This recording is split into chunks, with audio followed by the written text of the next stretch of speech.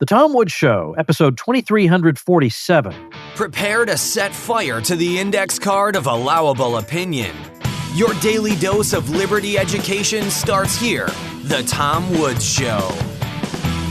Hey, everybody. As the academic year winds down, it's time to start thinking about what you're going to do in the fall. And of course, I highly recommend the self-taught K through 12 Ron Paul curriculum. Not only will your kids get the real story about everything, but they'll also learn the kinds of practical things that they won't learn in the traditional school. For instance, how to be an effective public speaker, how to manage money, and how to run your own home business. And of course, when they reach the high school grades, they will be learning Western civilization and U.S. government from old Tom Woods here. But here's the most important thing. If you're going to join, make sure you join through my link, because only through my link do you get $160 worth of free bonuses. My link is ronpaulhomeschool.com.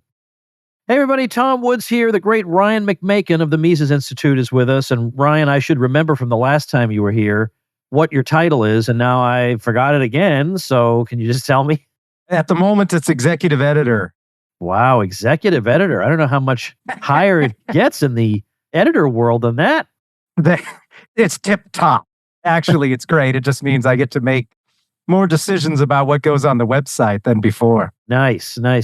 And, by an interesting coincidence, I noticed an awful lot of content by a certain Ryan McMaken on the Mises Institute website. Yes, I like to make my own contributions as well. That's good.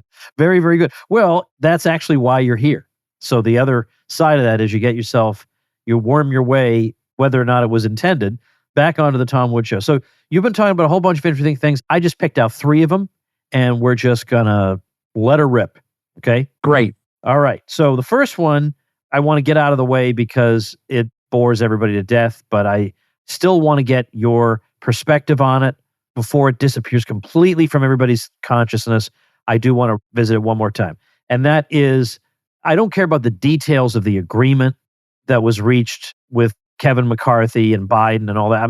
Details of that are of no significance. But what is of significance is some of the arguments that were used about why this or that should be done, or they need to hurry up and reach an agreement because we can't let the U.S. default, and the U.S. has never defaulted before. Default would be a disaster and all that. That's what I want to address. Before we get into that, I do want to tell you, I had David Stockman on last week, and he was willing to meet the other side on their terms and say, even on your terms, whereby you say default would be a terrible thing if we didn't make good on the interest payments that were owed to bondholders, that would be the worst thing. He says, the thing is, there's no reason for that to happen because even according to the left liberals, according to Lawrence Tribe, the dean of left liberal American jurisprudence, he said years and years ago that what Obama should do in a situation like this, if no agreement was reached, was that he could prioritize the money coming in and direct it to the most urgently needed outlets, namely satisfying the debt service payments. You wouldn't even have to have a default.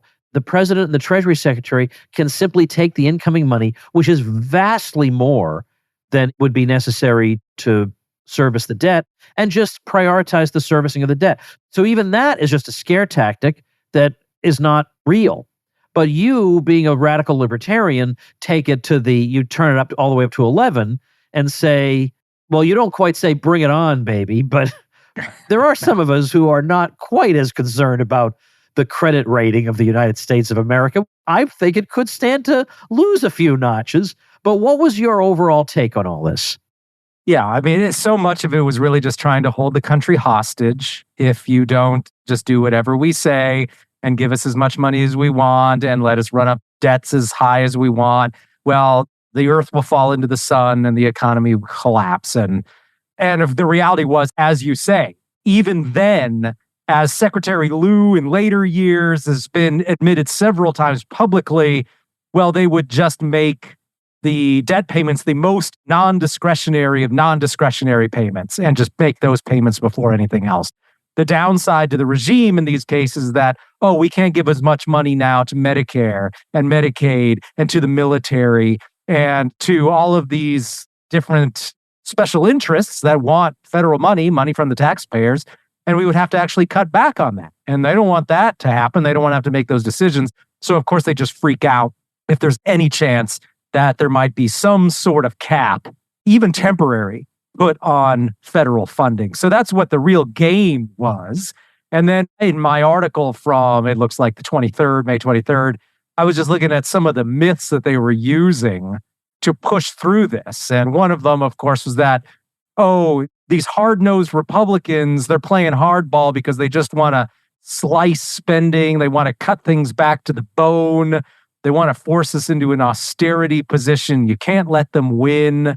It was never a fight over cutting any real spending. So that was just complete nonsense. It was only ever a fight over who gets how much. So we don't want the Pentagon to get as much as the Republicans want them to give. That was the only real debate. They were never going to cut spending, and that's never been a real option. Oh, yeah, McCarthy's all bragging about, oh, look, we're going to cut things next year by $40 billion, which is, of course, just a tiny drop in the bucket. And you shouldn't even believe that, because by the time they add in some emergency funds for Ukraine and all that, it's going to be more spending this year than last year. So just get it out of your mind that there's any spending cuts actually happening. And the other issue was the U.S. ever defaulted? Boy, this was a lie they repeated about 1 million times, which you would get Yellen go on TV, you would get Biden go on there, and they would couch it in this moralistic stuff like, we're not a deadbeat nation, we always pay our debts, as if these people think that paying off your debts is somehow like really important. The ruling class never pays its debts. It gets someone else to pay it. That's why they always get bailed out by the central bank and by the taxpayers. But the reality is they have defaulted, of course. They defaulted after the Revolutionary War, where they're like, oh, yeah, we'll pay you back after like 10 years. But in the meantime, we won't make any payments. And then, they renegotiated paybacks on like the Continental credits, all at, of course, much reduced rates, like, I don't know, like 60 cents on the dollar, that sort of thing. And then there was an 1862 default during the Civil War. And then the big one that everyone should remember was in 1934, after Roosevelt takes the U.S. off the gold standard, which of course was its own sort of default. He then tells people who had bought Liberty bonds during World War I, oh, we're not actually going to pay these back in accordance with the contract. The contract said we would pay you back in gold, or at least something that was directly convertible to gold. And instead, we're just going to give you this new paper money that we've created at this new random value of gold that we set. But if you're a domestic owner of those bonds, you can't even get that because only foreigners can get gold anymore. So it was just talk about being a deadbeat.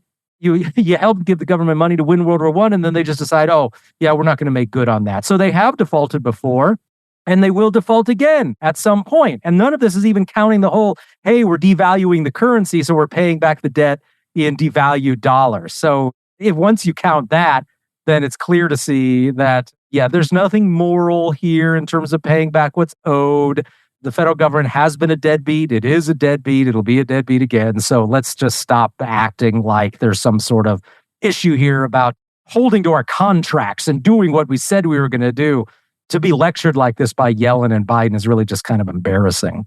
Well, I told Stockman that even as important as this issue is, I just can't bring myself to be interested in it anymore, because I've realized as I've gotten older that there really is no, present company accepted, like people listening right now, there really is no constituency for bringing our, quote, fiscal house in order. There really isn't. And if there is, it's not anywhere near as powerful as the we want to take your money constituency. We want checks with our names written on them constituency.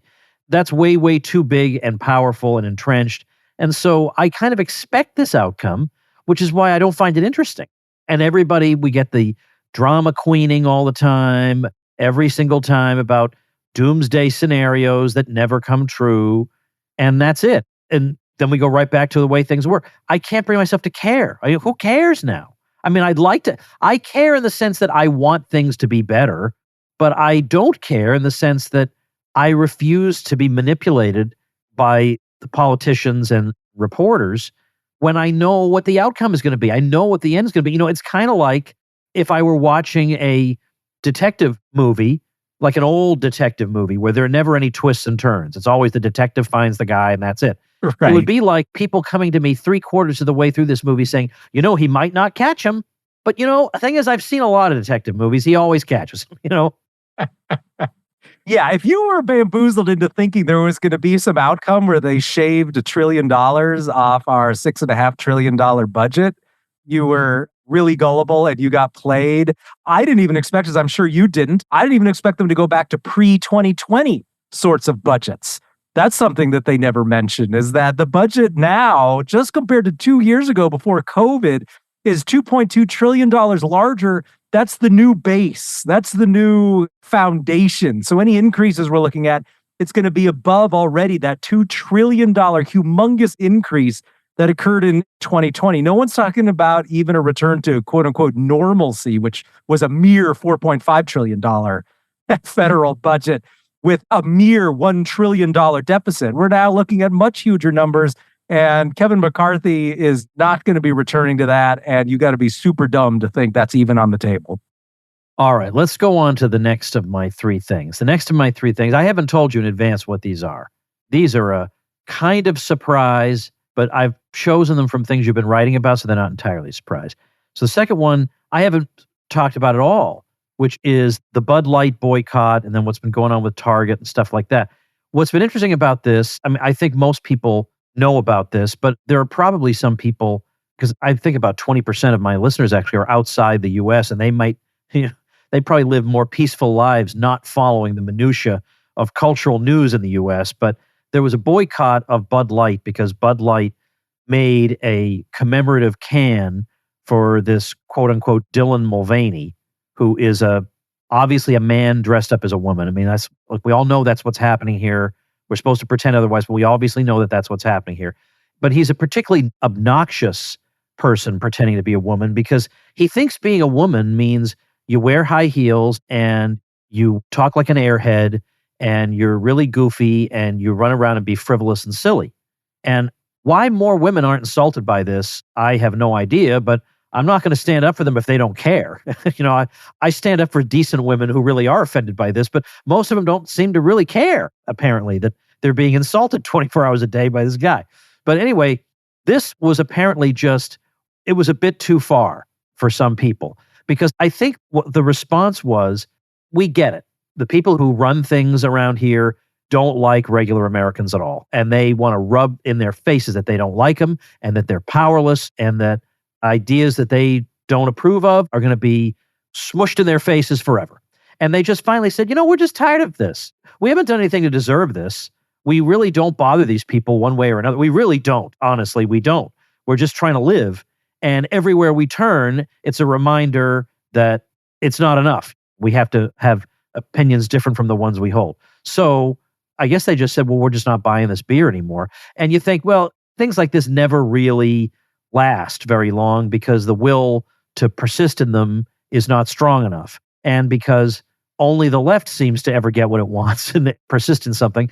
But this has really actually done some harm. Heads have rolled.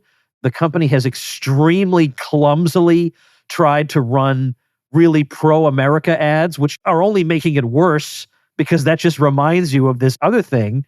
I mean, they have lost tens of billions of dollars in value. What's your assessment of all this? And it's not always true, by the way. They say, go woke, go broke. That's not always true because most companies are woke. They're not all broke. What do you think? Why did the dam burst here? Yeah, let's be crystal clear that go woke, go broke is probably not even true 50% of the time. We see that happening all over the place. Part of the reason I wrote the articles, I wanted to look at why does it seem to be working this time. And I felt the world didn't need another just regular old culture war article about the whole phenomenon. Mises.org has a lot of economic content, so I kind of wanted to look at it from a more dispassionate economic perspective.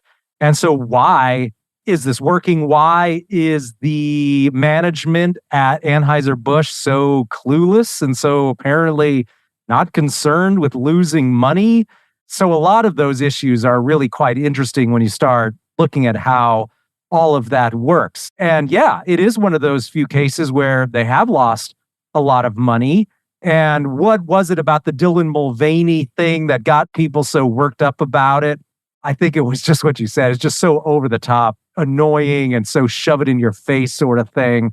Because, of course, every product you use, they put a rainbow on their logo in June, almost everything.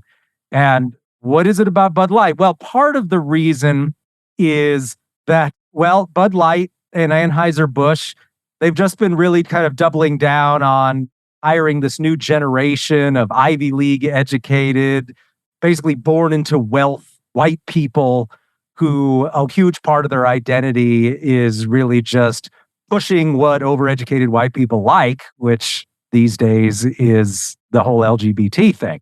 And they showed very, very little concern for their core audience of Bud Light, which was more ordinary people, working class people. The only person I remember who drank a lot of Bud Light was my great uncle back in Indiana. So, I mean, he was a carpenter. So that kind of tells you who, for many decades, their core audience was. And so then they had this woman, Alyssa Heinerscheid, who went to like a private boarding school and then on to Harvard and then an MBA. And they made it personal. I think that's part of the reason why it was successful too. They showed this woman and she was going on and on about how basically stupid regular men are and we got to move away from that. So she's just out and out insulting their core audience. So I think that got a lot of these people really worked up about it. It was just the straight up in your face insulting nature of it beyond just, hey, we're going to pander to this one group you may not like for a while, but otherwise we're fine with everybody. That wasn't how Bud Light was doing it. They were basically picking people they hated and people they liked. So they lost, well, boy, they've lost at least 15, it looks like over 20 something billion dollars in capitalization right now. And so, yeah, stock price is going down significantly. And if it doesn't look like it's going down that much, compare it to like Molson Coors or one of their competitors, which is continuing to see sizable increases. So I kind of like the whole phenomenon just because one of my pastimes is like PR implosions. I like it when people just kind of like on the internet completely nuke themselves. It's just kind of fun to watch. So I've paid attention to the whole thing just for that. And Bud Light's clearly been doing that. And it's been benefiting other brands, which I think is great. It's been great for Yingling. It's been great for Pabst Blue Ribbon, which it turns out is its own company. I just assumed it was owned by one of these huge conglomerates, but it's not. And I think it's great that those other brands are starting to get a chance when Bud Light is just obviously such a mediocre brand and has been built on for years on this like pseudo-patriotism thing. But there are some other specific issues to this as to why Get Woke, Go Broke actually applies to the Bud Light thing. And there's lots of good Austrian analysis in here because Bud Light, or rather light beer, more so than many products, is really purely subjective. Now, valuation's always subjective at its fundamental level, but when it comes to light beer, it's on even softer stuff, right? Like some products can claim, like Volvo, oh, we're unusually safe and we have studies to prove it. Well, Bud Light cannot prove that it's the better tasting beer or anything like that. And taste tests have shown that all light beer basically tastes the same. There's some differences, slight, but it's just not a big deal to switch from one to the other. So there's that. So Bud Light was banking, their whole reputation is based on those horses and camouflage colored cans and support the troops and all of that sort of middle America patriotism stuff. And they just spit on that. So now they can't just say, well, we're still the best tasting beer because nobody really thinks that. And then there's the fact that it takes a minimal amount of effort to switch to a competitor. So you're standing there in the supermarket or the liquor store. Which beer do I take? All you have to do is turn your head slightly to the left or right. You can see the competitor.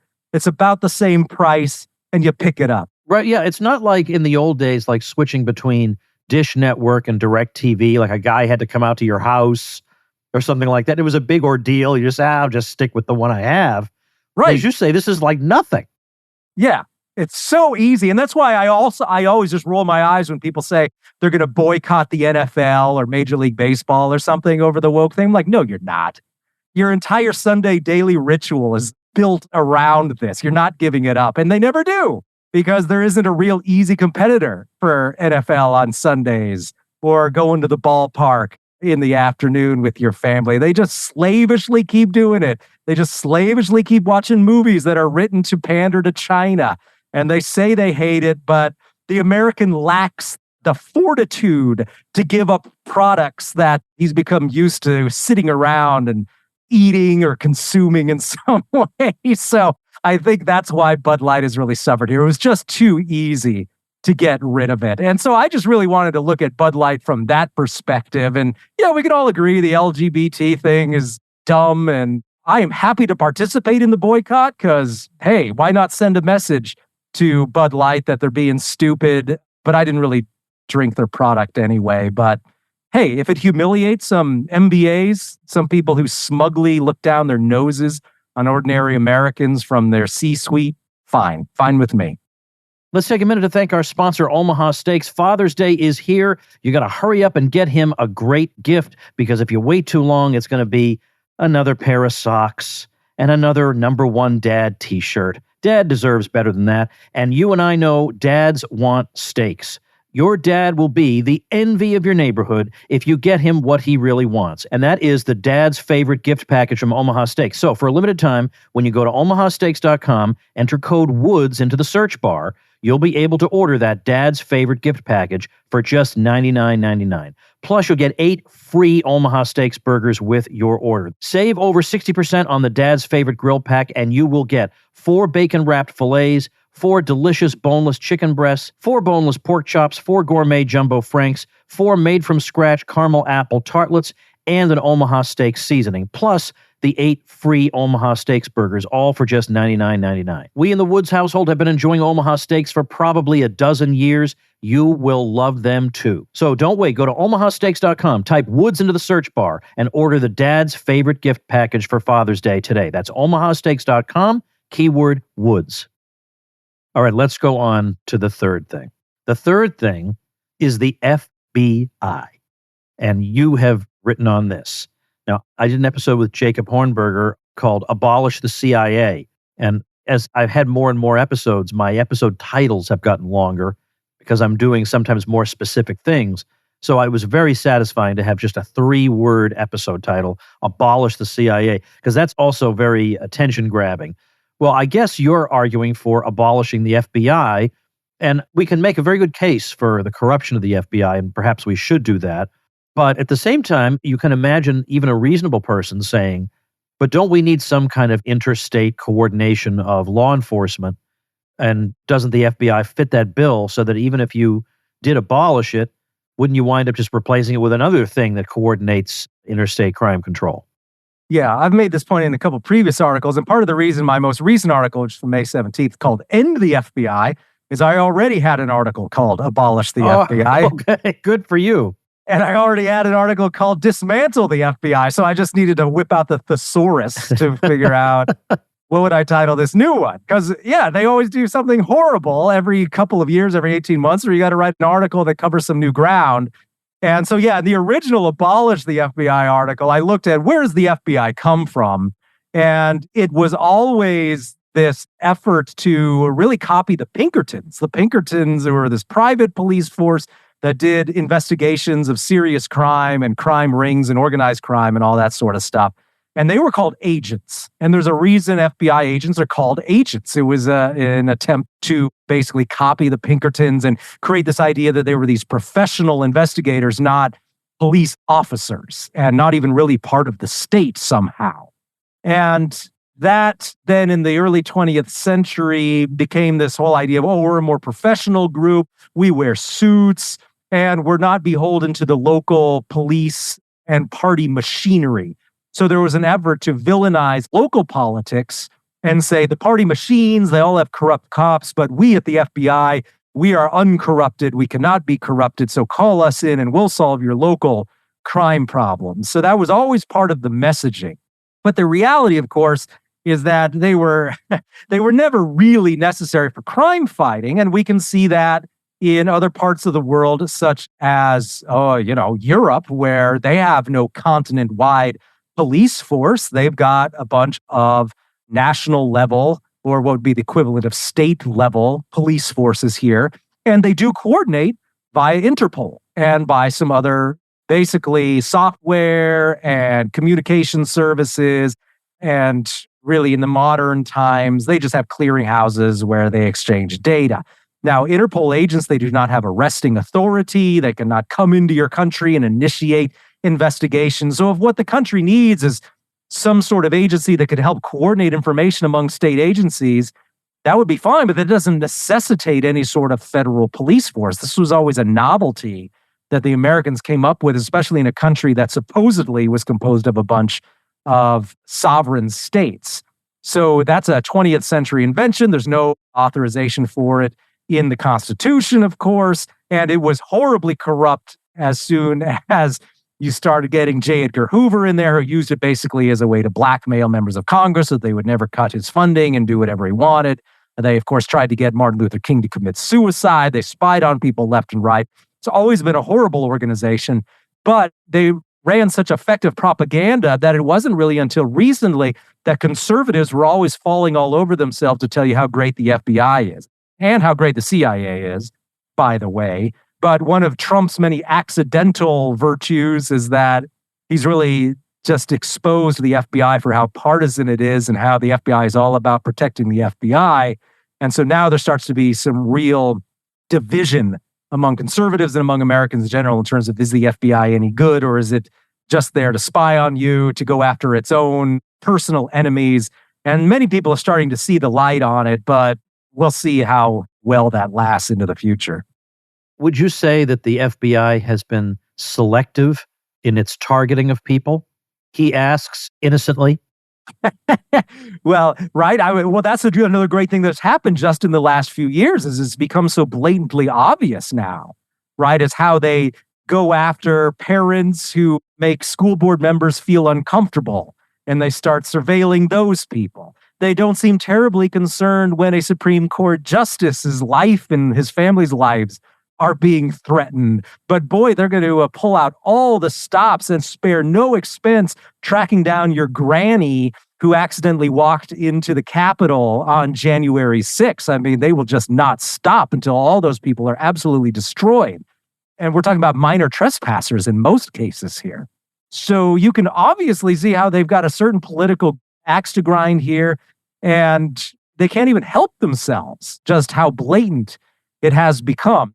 How can we even argue anymore that the FBI isn't really the tool of whatever the administration is at any given time? But I think the reality is that it always tends to be the tool of the center-left administrations, because that's who has the closest connections to the permanent government in Washington. That is the deep state, the career, quote-unquote, law enforcement people who are in the FBI. They just have the deepest bonds with the Bidens and the Obamas, and any sort of outsider like Trump is simply not going to have that same sort of rapport or influence with them. Well, I just saw, I can't remember. I probably even retweeted it, and I can't remember who the author was, but the person was saying something like, you naive idiots who thought, well, Trump hasn't committed any crimes, so they can't really go after him. And the person is saying, how naive can you be? That doesn't matter. They'll go after him anyway. I don't know. I mean, should we be quite that cynical that you can be absolutely 100% squeaky clean and yet not be safe in America? Is it really quite that bad? Well, that gets us into the issue of just federal law and the federal courts overall. And I would say, yeah, at the federal level, you've probably committed some sort of felony, because there's so much stuff related to just violating copyrights, or you caught the wrong fish somewhere, or you said something online that was some sort of grievous violation according to some international treaty. And of course, who knows what rules you might have violated under the Internal Revenue Code. So if they just dig deeply enough, they can find something, and they've got the deepest pockets in the world, right? Unless you're a billionaire like Mark Cuban, you can't even really afford to defend yourself. So it's a scale. Who can pile the most money onto the scale? Whoever piles on the most money wins. Who's got the most money against normal people? Well, it's certainly the federal government. Regular people don't have anywhere near the resources that those prosecutors and FBI agents have. So I think Americans should be afraid that if they become perceived as an actual threat to the regime, that they would be targeted. Now, a lot of us, I think they just haven't decided that we're enough of a threat that they're going to go after us. And kind of my rule is, well, Lou Rockwell's still out of jail. He hasn't been prosecuted, so I'm probably fine. Yeah, and right. Yeah. I mean, some other people like that who are like, well, they're going to go after that person before they go after me. Right. So look, if Lou ever winds up in prison, but I'm still sitting here, then you can still say, all right, probably Woods, who's a little more out there, if he's still, That's right. okay. Yeah, you have a bigger following. You're more famous. So yeah, that's the next domino to fall. No, I think I might actually be a little bit farther down the rabbit hole, let's say. So more likely to get the old heave ho. Well, also, yeah, some of the topics you cover as well, more Yeah. broad. So yeah, I mean, you're just giving these people ammunition. They're keeping track, they're keeping score, and all it requires is one person who just decides they hate you and have it out for you. Because as we've seen, right, they leak information selectively. They have personal enemies. If you're like the ex-girlfriend of an FBI agent, we've seen cases where these guys use their FBI power to torment women. I mean, it's just amazing the sort of power they have and what they can get away with. Well, you mentioned the possibility that we might have committed a felony because there are just so many possible rules you could break without even realizing it. That, of course, calls to mind the book 3 Felonies a Day by Harvey Silverglate. And I'm happy to say I had him on the show all the way back on episode 869. So the book is called 3 Felonies a Day, How the Feds Target the Innocent. And I interviewed him, tomwoods.com/869. So that's not just something we made up. Like that, he Yes. devotes himself as a lawyer to helping people out of these crazy situations. That's just another way the whole federal system is stacked against you, is the FBI, their whole system of evidence gathering is not letting you record your conversations with the FBI. They take notes. They're seen as really the official dispenser of what you have said and done in the course of the investigation. And that's why all these people that they can never actually nail anything on, they end up going to jail for making false statements, for saying something that the FBI later says is a lie. And it wasn't even said under oath. And so then they get later contradicted in court. They contradict themselves or something. Well, now you're suddenly guilty of some sort of federal crime. And it's similar to what we're seeing with what's being constructed against Trump in terms of these defamation lawsuits and some of those other non-crimes that he's being roped into. He's being prosecuted for things he said about crimes. They're like these derivative crimes. Whereas normal people in states at the state level of criminal law, we all know that killing people, assaulting people, stealing, fraud, these are all real crimes. But once you start to get the federal legal system involved, first of all, they don't have to prove any sort of intent.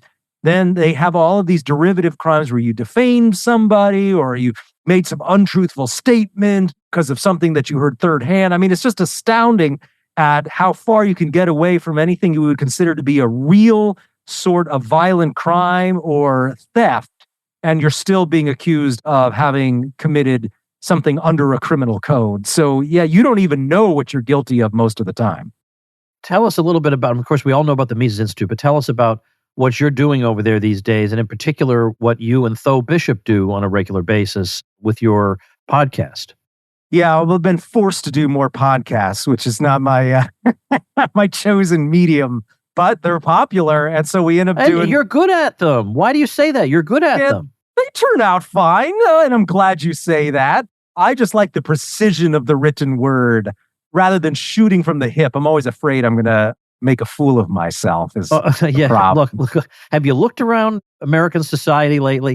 Nobody else is worried about that. Maybe my standards are too high. Yes.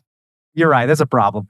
With Tho, I've got Radio Rothbard, which you turn into. I also do a foreign policy podcast with Zach Yost called War, Economy, and State.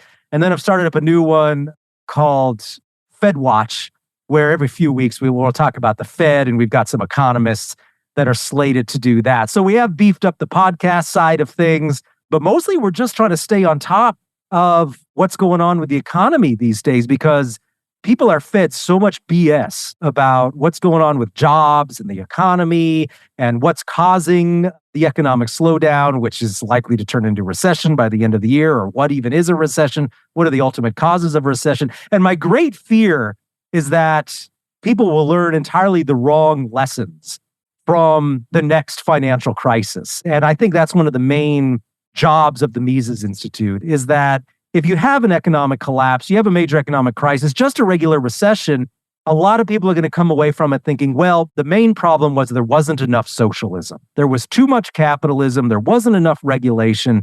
And that's what all the mainstream sites are going to say. So we've got to at least be one of the voices out there saying, no, this is the real reason you're getting screwed over by your government and by the economy. And it certainly has nothing to do with there being too much capitalism.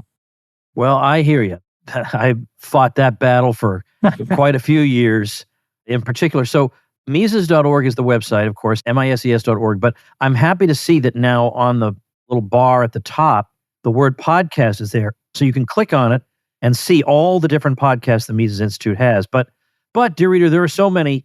Please, I beg of you not to stray too terribly far from the Tom Woods Show that you've come to grow and love so much. But nevertheless, what the Mises Institute does is of the utmost importance, and I support it 100%. I always have, and I love to see it expand like this and to see all these offerings. It's great because we certainly do need it. There are a lot of voices out there, and most of them should be completely ignored. So the solution to that is more voices, and I'm glad to see that we're getting them. So thank you for that and for talking to me about all these things today. Thank you, Tom. And thank you, ladies and gentlemen. Become a smarter libertarian in just 30 minutes a day. Visit TomWoods.com to subscribe to the show for free, and we'll see you next time. Like the sound of the Tom Woods Show? My audio production is provided by Podsworth Media. Check them out at podsworth.com.